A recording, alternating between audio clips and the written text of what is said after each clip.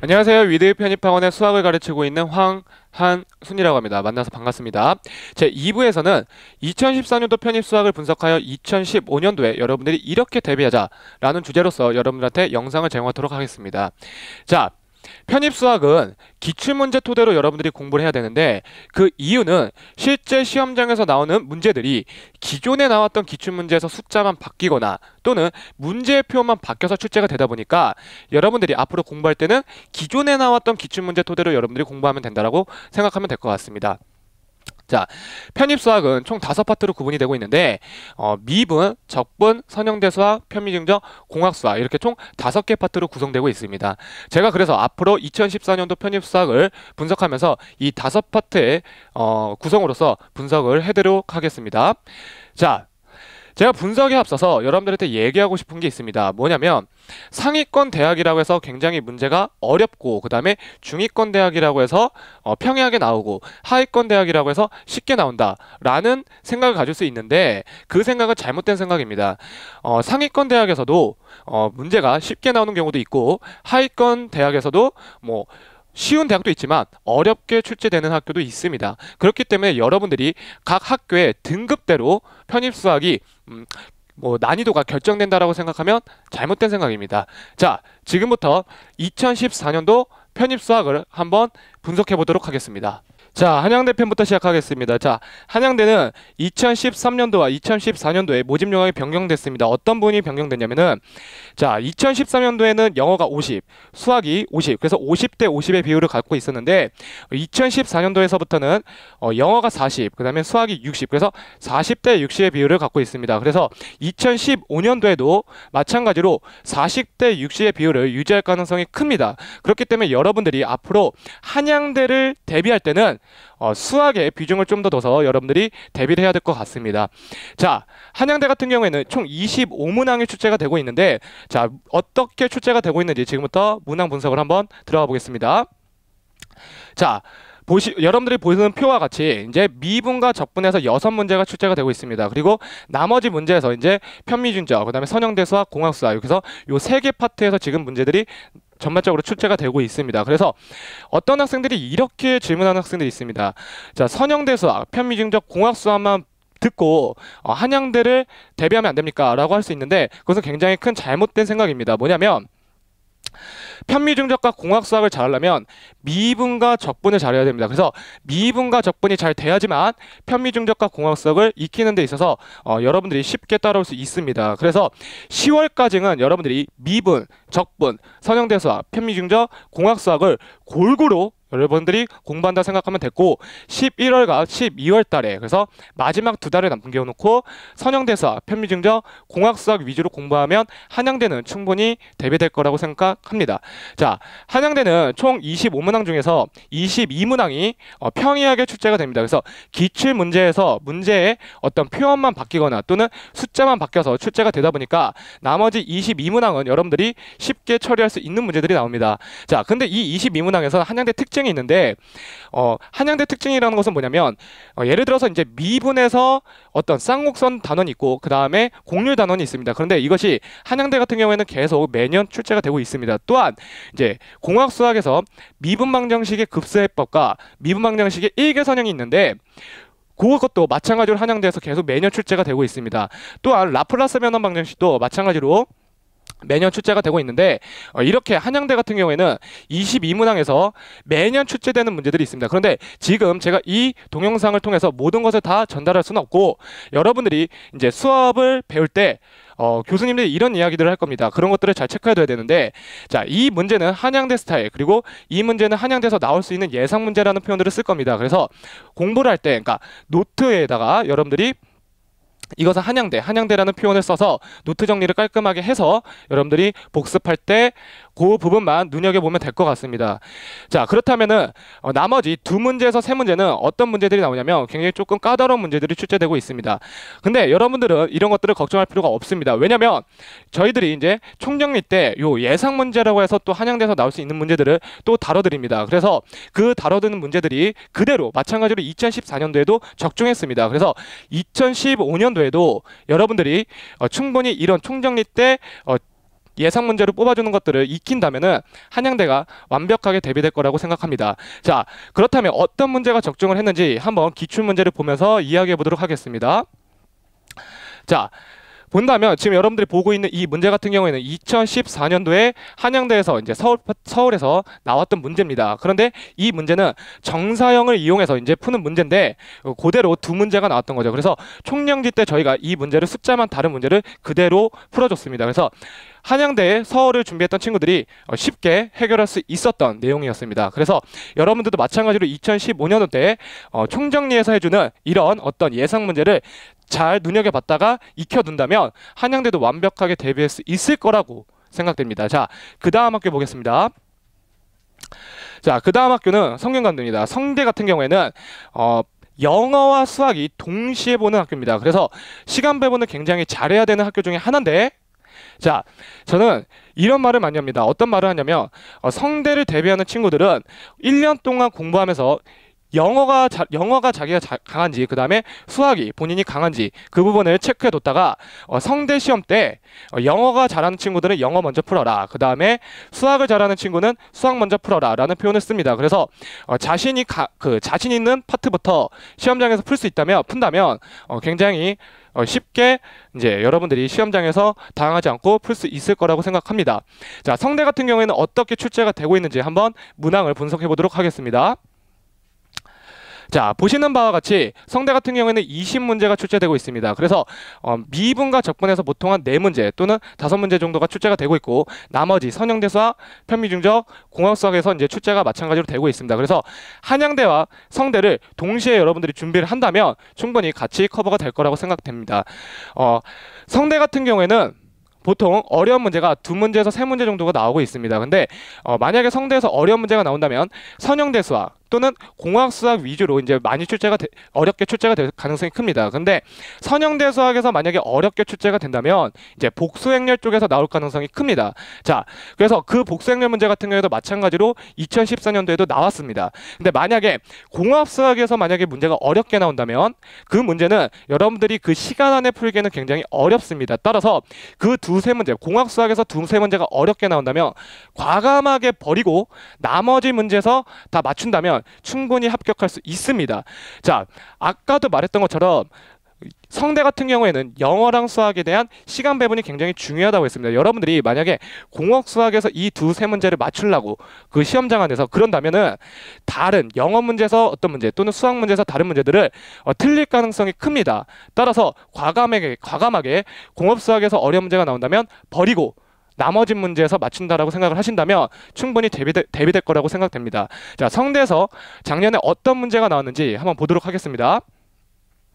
자, 이 문제 같은 경우에는 복수행렬 문제인데 마찬가지로 아까 말씀드렸던 것처럼 어려운 문제가 나온다면 선형대 수학에서 복수행렬 쪽에서 나올 가능성이 크다라고 말씀드렸습니다. 자, 그래서 2015년도에도 어렵게 문제가 만약에 나온다면 선형대 수학 또는 공학 수학에서 나올 가능성이 크고, 선형대 수학에서는 복수행렬, 이제 만약에 조금 더 확장이 된다면 정의 문제에서도 나올 수가 있습니다. 그래서 여러분들이 이제 성대를 대비할 때는 어떤 정의 부분에 있어서 신경 써서 이제 문제들을 봐야 될 것 같습니다. 자, 그 다음 학교 보도록 하겠습니다.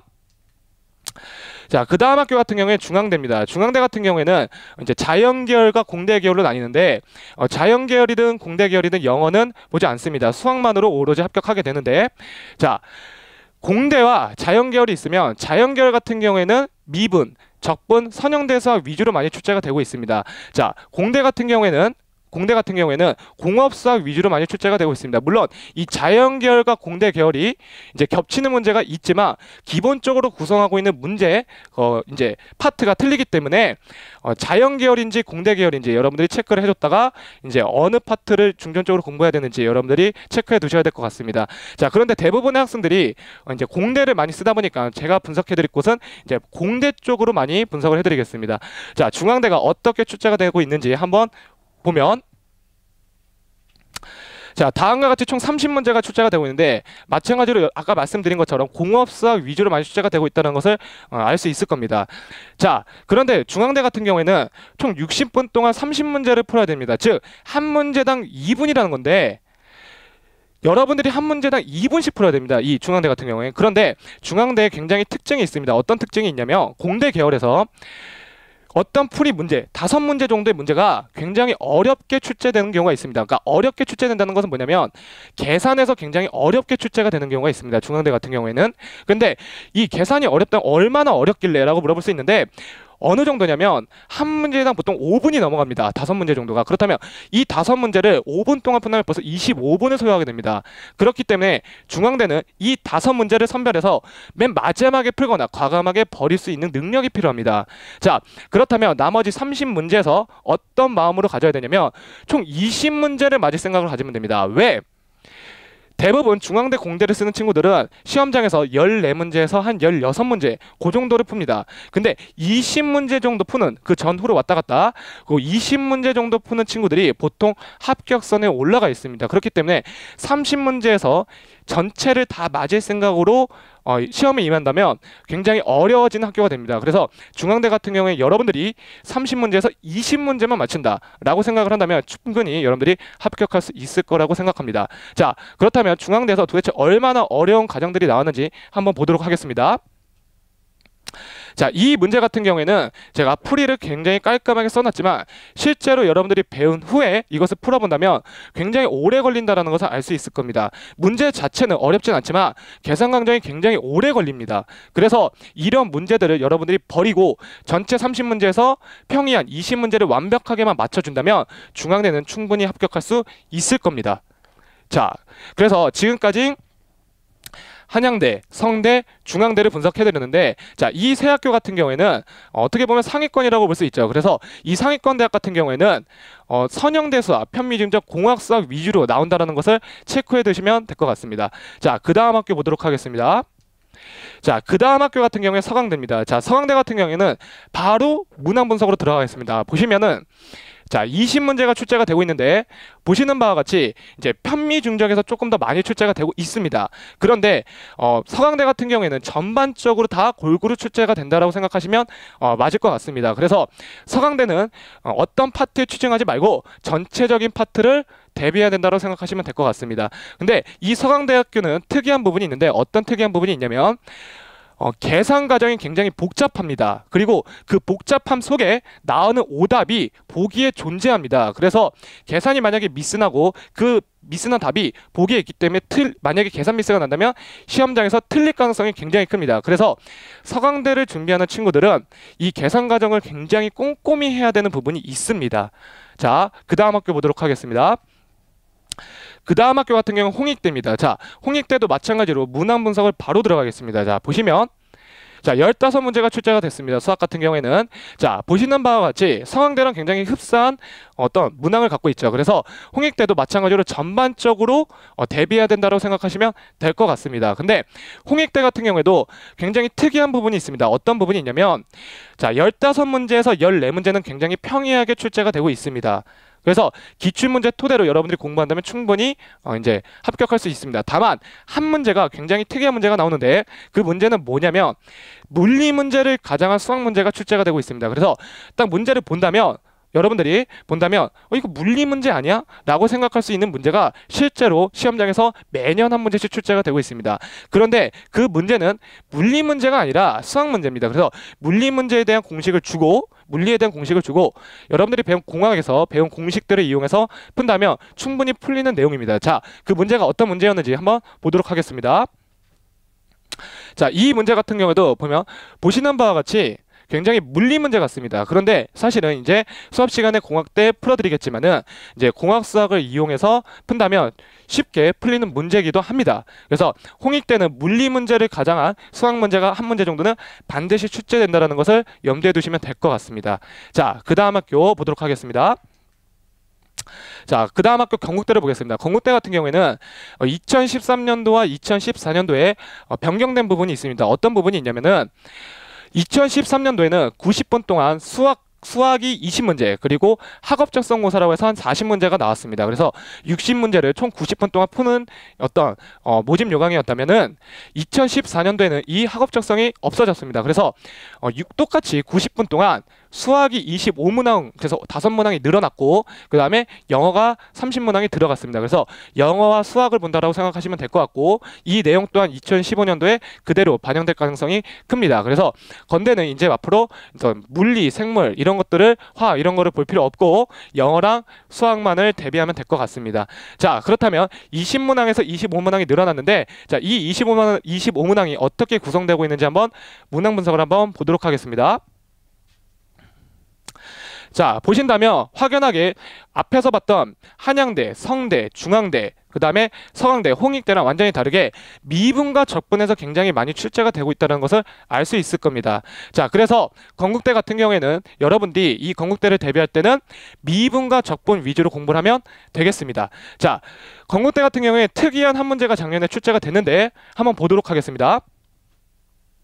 자, 본다면 이 한 문제 같은 경우에는 일반적인 문제는 아닙니다. 그래서 굉장히 어떤 학생들이 당황할 수 있었을 텐데 다행히도 총량시 시간에 저희가 적중을 시켰고, 마찬가지로 2015년도에도 여러분들한테 이렇게 건국대 문제를 적중시킬 것이라고 확신합니다. 자, 그래서 이런 특이한 한두 문제는 총정리 시간에 여러분들이 다루니까 전혀 두려워할 필요 없고 앞에 있는 교수님들을 잘 믿고 따라가신다면 충분히 해결할 수 있을 거라고 생각됩니다. 자, 그 다음 학교 보도록 하겠습니다. 그 다음 학교 같은 경우에 아주대입니다. 자, 아주대 같은 경우에는 영어와 수학을 동시에 보게 됩니다. 그래서 마찬가지로 이제 시간 배분이 굉장히 중요한데, 저 같은 경우에는 아주대는 수학 먼저 풀라고 합니다. 왜냐면 아주대 수학은 굉장히 쉽기 때문에 수학을 먼저 풀고 그 다음에 영어를 푼다면 시간 배분이 굉장히 수월해질 겁니다. 자, 아주대가 어떻게 문제를 구성하고 있는지 한번 문항 분석을 보도록 하겠습니다.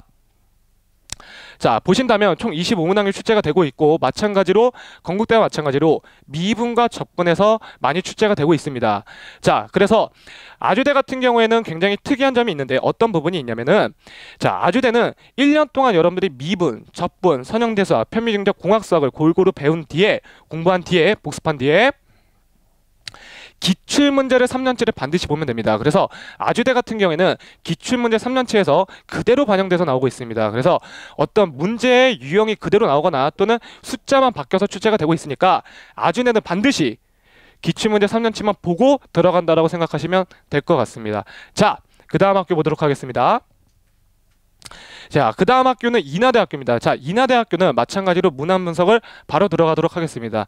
자, 인하대 같은 경우에는 총 30문제가 출제가 되고 있는데, 자, 보시는 바와 같이 미분과 적분 위주로 많이 출제가 되고 있습니다. 인하대 같은 경우에도. 그래서 자, 인하대 같은 경우에는 총 30문제에서 보통 2문제에서 3문제가 굉장히 어렵게 출제가 됩니다. 나머지 문제들은 수업 시간에 배운 내용도로 어떤 문제의 표현만 바뀌거나 또는 숫자만 바뀌어서 출제가 되니까 어렵지 않게 여러분들이 해결할 수 있을 겁니다. 다만 이 2-3문제가 문제인데, 여러분들이 이 2문제와 어려운 문제에서 이 2-3문제를 가방에 버린다면 인하대 같은 경우에 충분히 합격할 수 있습니다. 왜? 그렇다면 이 2-3문제를 버리냐라고 말씀을 드렸냐면, 요거는 인하대 같은 경우에는 굉장히 이 어려운 문제가 랜덤 형식으로 나옵니다. 그래서 정해진 것이 없습니다. 물론 미분과 적분에서 굉장히 어렵게 출제가 되고는 있지만 어쩐 정해진 틀이 없습니다. 랜덤 형식으로 완전히 나옵니다. 그렇기 때문에 2014년도에 특이한 이 2문제를 여러분들이 본다면, 2-3문제를 본다고 해결될 부분이 아닙니다. 그래서 인하대 같은 경우에 30문제에서 27문제 정도를 여러분들이 완벽하게 맞춘다라고 생각을 한다면 충분히 합격할 수 있을 겁니다. 자, 그 2-3문제가 어떤 문제였는지 한번 보도록 하겠습니다.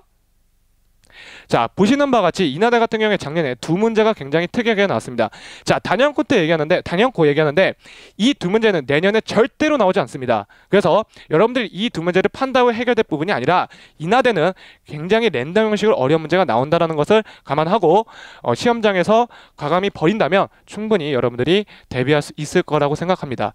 자, 지금까지 건대부터 시작해서 인하대까지 분석을 해드렸는데, 자, 건대에서부터 인하대는 미분과 적분 위주로 출제된다는 것을 알 수 있을 겁니다. 자, 그래서 약간 중위권 대학 같은 경우에는 미분과 적분 위주로 출제가 된다라는 것을 체크해 두시고 그쪽으로 공부하시면 될 것 같습니다.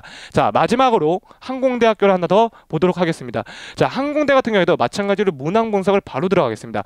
자, 항공대는 총 20문제가 출제가 되고 있는데, 보시는 바와 같이 미분이 5문제, 적분이 2문제, 선형대 수학이 10문제, 편미중작이 3문제 이렇게 출제가 되고 있습니다. 근데 보시는 바와 같이 문제 수가 완전히 동일합니다. 그래서 2015년에도 다음과 같이 미분, 적분, 선형대수와 편미중작이 이런 식의 비율을 가질 것으로 예상됩니다. 자, 그래서 미분, 적분, 편미중작에서는 굉장히 평이하게 문제가 나오고 있습니다. 다만 항공대 같은 경우에는 선형대 수학에서 굉장히 어렵게 출제가 되는데, 자, 이 부분은 여러분들이 만약에 항공대를 준비할 때는 선형대 수학의 정의, 그 다음에 계산을 완벽하게 꼼꼼히 배워야지만 항공대에서 틀리지 않습니다. 그렇기 때문에 항공대를 생각하는 친구들은 선형대 수학의 정의와 그 다음에 문제풀이 방식을 완벽하게 한 문제도 빠짐없이 익힐 것을 이제 추천해 드립니다. 자, 이것으로 2014년도 편입수학을 분석을 마무리하도록 하겠습니다. 자, 수고하셨습니다.